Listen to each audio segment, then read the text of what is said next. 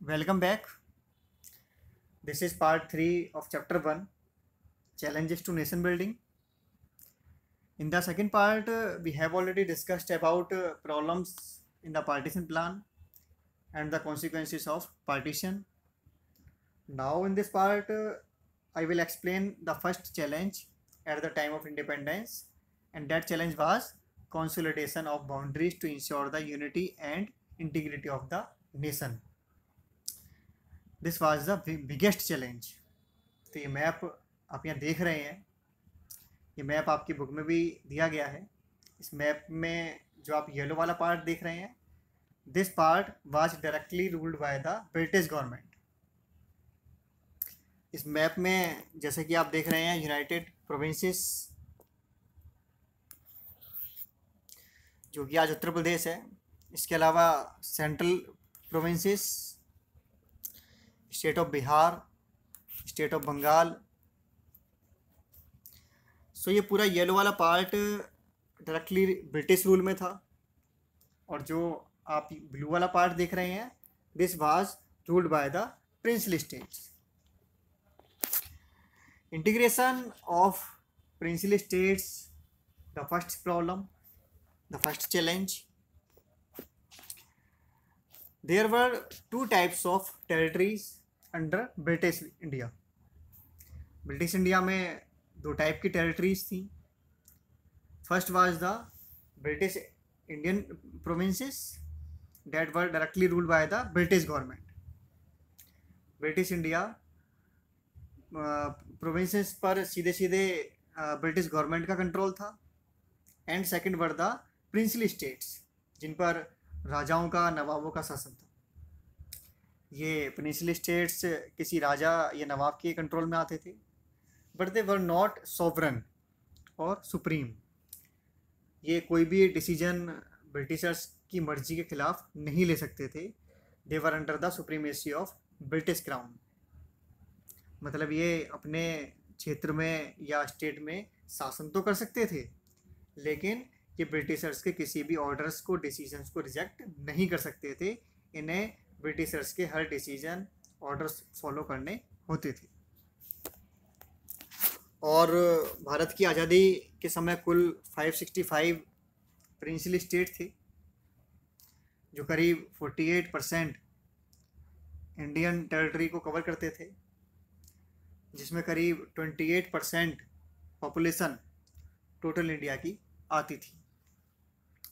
At the time of independence, major challenge was to integrate the princely state. आज़ादी के समय सबसे बड़ी समस्या थी इन प्रिंसली स्टेट्स को इंटीग्रेट करना, क्योंकि जैसा कि हम बात कर चुके हैं, इंडिया को आज़ादी मिली इंडियन इंडिपेंडेंस एक्ट के द्वारा। इस एक्ट के अनुसार British supremacy British Indian provinces के साथ साथ प्रिंसली स्टेट से भी समाप्त हो गई। और इस एक्ट में कहा गया कि प्रिंसली स्टेट्स अब इंडिपेंडेंट हैं और वे डिसीजन लेने के लिए भी स्वतंत्र हैं कि चाहें तो वे भारत के साथ जा सकते हैं, चाहे तो वे पाकिस्तान के साथ जा सकते हैं, और चाहे तो वे स्वतंत्र रूप से रह सकते हैं। तो इस तरीके से कोई भी डिसीजन लेने के लिए वे स्वतंत्र थे। तो इस तरह भारत और पाकिस्तान दोनों ने ही इसके बाद इन प्रिंसली स्टेट्स के राजाओं से, नवाबों से बातचीत करनी शुरू कर दी, ताकि ये प्रिंसली स्टेट्स उनकी कंट्री में शामिल हो जाएं। तो इन प्रिंसली स्टेट्स से बातचीत करना, इन्हें अपने देश में शामिल करना सबसे पहला और सबसे इम्पोर्टेंट टास्क था, क्योंकि कुछ राजाओं की, जैसे हैदराबाद, जूनागढ़ के जो राजा थे, उनकी पाकिस्तान के साथ बातचीत चल रही थी, और कुछ राजा अपना स्वतंत्र अस्तित्व बनाए रखना चाहते थे। तो ऐसी स्थिति में आज जैसा भारत आप देख रहे हैं वैसा नहीं होता, वो बटा हुआ होता, वो बिखरा हुआ होता। हो सकता था कि हमें कश्मीर से कन्याकुमारी तक जाने के लिए कुछ जगहों पर वीज़ा या पासपोर्ट की ज़रूरत पड़ती, मतलब हमें कई देशों से होकर गुजरना पड़ता। अगर आप इस मैप को ध्यान से देखें तो ऐसे बहुत से स्टेट्स हैं जो बीच में पड़ते हैं, जैसे कि हैदराबाद है, जिसकी प्रॉब्लम काफ़ी मुश्किल से सॉल्व हुई थी। मैसूर है, भोपाल स्टेट था, जम्मू एंड कश्मीर है, तो अगर ये अलग हो जाते, मतलब एक स्वतंत्र देश बन जाते या पाकिस्तान को ज्वाइन कर लेते, तो आप समझ सकते हैं कि क्या आज जो भारत हम देख रहे हैं वैसा भारत हमारे सामने होता? किसी सूरत में नहीं होता। जिस भारत की कल्पना फ्रीडम फाइटर्स ने की थी वे सब धूमिल हो गई होती। तो प्रिंसली स्टेट्स को इंटीग्रेट करना सबसे अर्जेंट एंड इम्पोर्टेंट टास्क था। तो एक एक करके हम बात करेंगे कि किस किस प्रिंसली स्टेट से प्रॉब्लम का सामना हमको करना पड़ा। सबसे पहले त्रावणकोर के राजा ने खुद को इंडिपेंडेंट घोषित किया।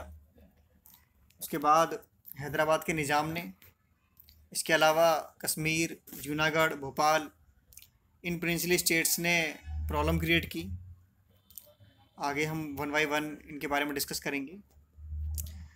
प्रिंसली स्टेट्स को इंटीग्रेट कराने में सबसे बड़ा रोल प्ले किया था सरदार वल्लभ भाई पटेल ने। इनका जो कंट्रीब्यूशन था प्रिंसली स्टेट्स को मर्ज कराने में वो सबसे अहम है। अगर पटेल जी का रोल नहीं होता तो शायद जो भारत आज हम देख रहे हैं वो नहीं होता। शायद अलग तरह का एक बिखरा हुआ भारत हमारे सामने होता। पटेल जो स्वतंत्र भारत के डिप्टी प्राइम मिनिस्टर थे, इसके अलावा मिनिस्ट्री ऑफ होम अफेयर्स, गृह मंत्रालय उनके पास था। इसके अलावा एक विभाग और बनाया गया था उस समय जिसका नाम था मिनिस्ट्री ऑफ स्टेट्स। रियासत के मामलों को देखने के लिए ये मंत्रालय बनाया गया था और ये मंत्रालय भी सरदार वल्लभ भाई पटेल को दिया गया था। तो इस तरीके से ये इस विभाग को भी पटेल जी संभाल रहे थे। इसके अलावा मिनिस्ट्री ऑफ स्टेट्स के सेक्रेटरी थे वी.के. मेनन। इनकी बहुत ही यूनिक पर्सनैलिटी थी। तो इस तरह प्रिंसली स्टेट्स को इंटीग्रेट कराने के लिए 3 लोगों की एक टीम थी। एक थे माउंटबेटन, ये नाम आपको पता होना चाहिए कि ये कौन थे। He was the last governor general of India. Mountbatten क्यों इम्पोर्टेंट थे? माउंटबेटन क्योंकि ब्रिटेन की रॉयल फैमिली से थे और इंडिया के जितने भी राजा, नवाब, रॉयल फैमिलीज थी वे सभी मिलकर बनाते थे चैम्बर ऑफ प्रिंसेस और इस चैम्बर ऑफ प्रिंसेस के हेड थे माउंटबेटन। तो इस तरह माउंटबेटन के इन राजाओं से बहुत अच्छे रिलेशन थे। माउंटबेटन का प्रभाव था इनके ऊपर और इस प्रभाव का इस्तेमाल किया उन्होंने इन राजाओं को कन्विंस करने में। माउंटबेटन ने अपने प्रभाव से अच्छे संबंधों की बदौलत उन्हें कन्विंस किया कि उनका इंडिपेंडेंट रहना उनके फ़ायदे में नहीं है, उन्हें इंडिया ज्वाइन करना चाहिए। तो इस तरह एक बड़ा रोल प्ले माउंटबेटन ने भी किया प्रिंसली स्टेट्स को इंटीग्रेट कराने में। इसके अलावा सबसे बड़ा रोल प्ले था सरदार वल्लभ भाई पटेल का। हर वो तरीका उनको समझाने से लेकर कि आप भी हमारे साथ रहें ब्रिटिशर्स के साथ लड़ाई में, इसके साथ उन्हें ये डर भी दिखाया कि अगर आप इंडिपेंडेंट हो जाते हैं तो उसका असर क्या होगा, उसका क्या परिणाम होगा। हो सकता है कि आप खुद को इंडिपेंडेंट डिक्लेयर करें और लोग आपके खिलाफ रिवॉल्ट कर दें। इसके अलावा सरदार पटेल ने उनके इंटरेस्ट को भी समझा। उनसे ये वादा किया कि अगर वे भारत में शामिल हो जाते हैं तो उनके हित सुरक्षित रहेंगे। उनको प्रीवी पर्स देने की बात की थी। प्रीवी पर्स का मतलब है एक फिक्स अमाउंट उनको भारत सरकार की तरफ से दिया जाएगा। तो इस तरीके से राजाओं को कंसेशंस दिए गए। उनको कहा गया कि उनकी प्राइवेट प्रॉपर्टी सेफ रहेगी और इस पर भी जो प्रिंसली स्टेट्स नहीं माने उनके खिलाफ फोर्स यूज करने में भी उन्होंने एतराज़ नहीं किया। तो इस तरह एक रियलिस्टिक यथार्थवादी का रोल प्ले सरदार पटेल ने किया। इस वजह से उन्हें iron man of Indian politics, लौह पुरुष उनको कहा जाता है। तो हम आगे देखेंगे कि किस किस तरीके से उन्होंने एक एक स्टेट का इंटीग्रेशन किया। तो देखिए, प्रिंसिली स्टेट्स के इंटीग्रेशन के लिए वहाँ के राजा को एक डॉक्यूमेंट साइन करना होता था, जिसको कहा जाता था इंस्ट्रूमेंट ऑफ एक्सेशन। ये एग्जाम्पल के लिए है, this is the instrument of accession, जिसे जम्मू कश्मीर के रूलर ने साइन किया था। ये सिग्नेचर हैं जो वहाँ के रूलर थे, महाराजा हरी सिंह, और यहाँ पर साइन है लॉर्ड माउंटबेटन के, क्योंकि उस समय माउंटबेटन गवर्नर जनरल थे इंडिया के। तो इस तरीके से इंस्ट्रूमेंट ऑफ एक्सेशन पर साइन कराए गए सभी प्रिंसिली स्टेट्स से जो भारत में शामिल हुए। अब हम देखते हैं इसमें गवर्नमेंट का अप्रोच क्या था। What was the government approach to integration of princely states? Government approach was guided by 3 consideration. Government approach 3 चीज़ों पर बेस्ड थी। First was the people of most of the princely state clearly wanted to become a part of India. तो कई जगहों पर ऐसा भी हुआ जब बहुत ज़्यादा डिस्प्यूट होने लगा, रूलर इंडिपेंडेंट होना चाह रहे हैं, लेकिन वहाँ की जनता, वहाँ के लोग भारत में शामिल होना चाहते हैं। कई जगहों पर ऐसा भी हुआ कि लोगों ने रिवॉल्ट कर दिया। तो ऐसी जगहों पर रेफरेंडम, जनमत संग्रह कराया गया। जैसे कि हम बात कर चुके हैं NWFP के बारे में, वहाँ पर रेफरेंडम हुआ था। वहाँ के पॉपुलर लीडर कौन थे? अब्दुल गफ्फार खान, जो भारत के साथ आना चाहते थे, लेकिन रेफरेंडम जो जनमत संग्रह हुआ वहाँ पर, उसमें वहाँ की जनता ने पाकिस्तान के पक्ष में वोट किया। और इसी तरीके से इंडिया में कई रियासतें थीं जहाँ पर रेफरेंडम कराकर उन्हें भारत में शामिल किया गया। Second is the government was prepared to be flexible, जिसमें गवर्नमेंट ने कुछ रीजन्स को ऑटोनॉमी देने तक की बात की। जैसे कि हम जानते हैं जम्मू कश्मीर के लिए आर्टिकल 370 को शामिल किया गया और जम्मू कश्मीर को स्पेशल स्टेटस दिया गया, जिसे अभी लास्ट ईयर ख़त्म कर दिया गया है। तो इस तरह इंटरनल, आंतरिक मामलों में यहाँ ऑटोनॉमी दी गई और डिफेंस, कम्युनिकेशन और फॉरेन अफेयर्स सेंटर के पास रखे गए। And third is integration and consolidation. ये मेन था, इसे किसी भी कीमत पर करना था। इसके लिए चाहे कोई भी कंसेशन दिए जाएं, लालच देकर, डरा धमकाकर या किसी और तरीके से। तो गवर्नमेंट का अप्रोच ये था कि any how maintain the boundary and save the nation. तो जैसा अखंड भारत था वैसा भारत होना चाहिए। 2 टुकड़े तो ऑलरेडी हो चुके थे भारत के, लेकिन अब ऐसा ना हो कि भारत अनेक टुकड़ों में विभाजित हो जाए। तो ये एम था कि सभी प्रिंसली स्टेट्स को मिलाकर एक स्ट्रॉन्ग यूनिफाइड इंडिया क्रिएट किया जाए। तो किन किन स्टेट्स में प्रॉब्लम आई थी, अब उन्हें एक करके देखते हैं। आपके सिलेबस के अकॉर्डिंग हैदराबाद, कश्मीर और मणिपुर के बारे में डिटेल में हम समझेंगे। तो पहले हम बात करते हैं त्रावणकोर, जूनागढ़, भोपाल और जोधपुर के बारे में, कि इन स्टेट्स को शामिल कराने में क्या क्या प्रॉब्लम्स आई, किस तरीके की कंडीशंस में ये स्टेट भारत में शामिल हुए। तो सबसे पहले त्रावणकोर ने खुद को इंडिपेंडेंट घोषित किया। कहाँ पर है त्रावणकोर? ये यहाँ पर है।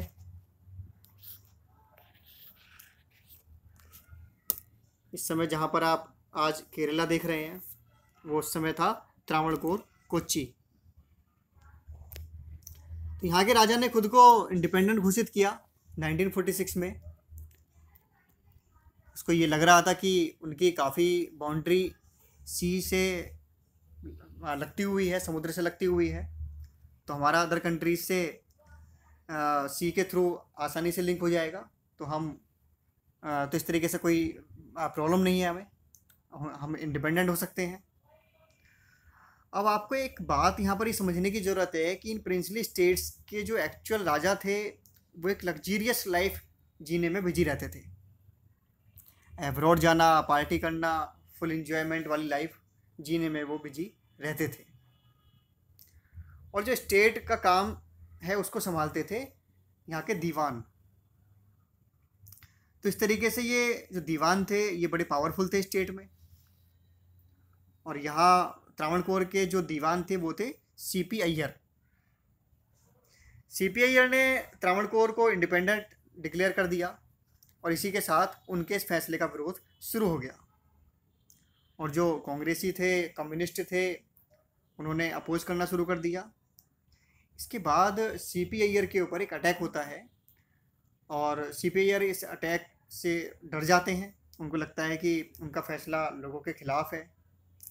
तो इस तरीके से वो अपना फैसला बदल लेते हैं और त्रावणकोर का भारत में मर्ज होने का रास्ता क्लियर होता है।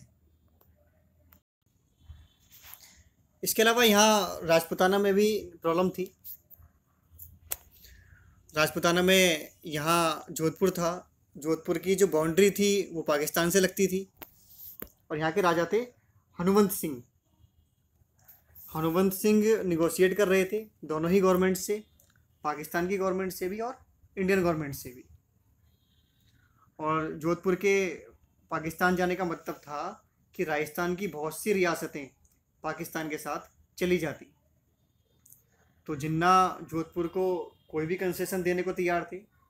इवन जिन्ना ने हनुमंत सिंह को एक ब्लैंक पेपर साइन करने के लिए दे दिया कि वे जो चाहें अपनी शर्तें इस पर लिख सकते हैं, बस वे किसी तरीके से पाकिस्तान में शामिल हो जाएं। तो जब सरदार पटेल को ये बात पता चली तो सरदार पटेल ने हनुमंत सिंह को अपने पास बुलाया और कहा कि जो कंसेशन वो दे रहे हैं वो हम भी देख सकते हैं। तो इस तरीके से उनको काफ़ी समझाया और अपना पर्सनल इन्फ्लुएंस उन पर किया और इस तरीके से हनुमंत सिंह भारत में शामिल होने के लिए एग्री हो जाते हैं और जोधपुर की प्रॉब्लम सॉल्व होती है। इसके अलावा यहाँ था जूनागढ़। जूनागढ़ को मर्ज कराने में काफ़ी दिक्कतों का सामना करना पड़ा। जूनागढ़ के जो रूलर थे वो एक मुस्लिम थे और यहाँ की मेजॉरिटी पॉपुलेशन थी हिंदू। यहाँ के रूलर पाकिस्तान ज्वाइन करना चाहते थे और उन्होंने पाकिस्तान के फेवर में इंस्ट्रूमेंट ऑफ एक्सेशन साइन कर दिया। अब ये इस तरह से पाकिस्तान में शामिल हो गए, लेकिन सरदार पटेल ने इन्हें रिकॉग्नाइज नहीं किया और इस एक्सेशन को रिजेक्ट कर दिया कि हम इस एक्सेशन को स्वीकार नहीं करते, क्योंकि यहाँ की मेजॉरिटी ऑफ पॉपुलेशन, ज़्यादातर जो जनसंख्या है वो क्या है, वो हिंदू है। इसके बाद यहाँ पर कुछ इवेंट्स हुए और यहाँ की जनता ने यहाँ के नवाब के ख़िलाफ़ विद्रोह कर दिया और यहाँ के नवाब जो थे वो कराची भाग जाते हैं और जो यहाँ के जो दीवान थे उनका नाम था शाहनवाज भुट्टो। तो अगर आपने बेनज़ीर भुट्टो का नाम सुना है, हमने फर्स्ट बुक में डिस्कस किया था इसके बारे में, तो ये बेनज़ीर भुट्टो के दादाजी थे। शाहनवाज भुट्टो ने इंडियन गवर्नमेंट को एक्सीड करने को कह दिया। इसी बीच इंडियन फोर्स भी जूनागढ़ तक पहुंच जाती हैं और तो वो भी एक दबाव बन चुका था। तो इसके बाद यहाँ पर प्लेबिसाइड होता है। प्लेबिसाइड मीन्स पब्लिक वोट, और प्लेबिसाइड में 99% लोग भारत के फेवर में थे। उन्होंने इंडिया के फेवर में वोट किया। तो इस तरीके से जूनागढ़ भारत में शामिल होता है। इसके अलावा एक स्टेट था भोपाल। भोपाल यहाँ मध्य प्रदेश में है। भोपाल स्टेट में भी इसी तरीके की प्रॉब्लम थी। जो यहाँ के रूलर थे वो एक मुस्लिम थे और यहाँ की मेजॉरिटी ऑफ पॉपुलेशन हिंदू थी। भोपाल स्टेट के नवाब माउंटबेटन के बहुत अच्छे दोस्त थे और उन्होंने एक लेटर माउंटबेटन को लिखा कि I want to remain independent और मैं इंडिया के फेवर में नहीं जाना चाहता। तो माउंटबेटन ने उन्हें काफ़ी समझाया कि आप यहाँ बीच में पड़ते हैं तो कैसे आप इंडिपेंडेंट होने की सोच सकते हैं। या कैसे पाकिस्तान जाने की सोच सकते हैं। तो इस तरह माउंटबेटन के समझाने पर भोपाल के नवाब मान जाते हैं और इंडिया में शामिल हो जाते हैं। तो इस तरीके से ये सभी रियासतें हैदराबाद और कश्मीर को छोड़कर 15 अगस्त 1947 तक भारत में शामिल हो चुकी थी। हैदराबाद और कश्मीर बहुत बड़ी रियासतें थी और इनका इश्यू काफ़ी क्रिटिकल हो गया था।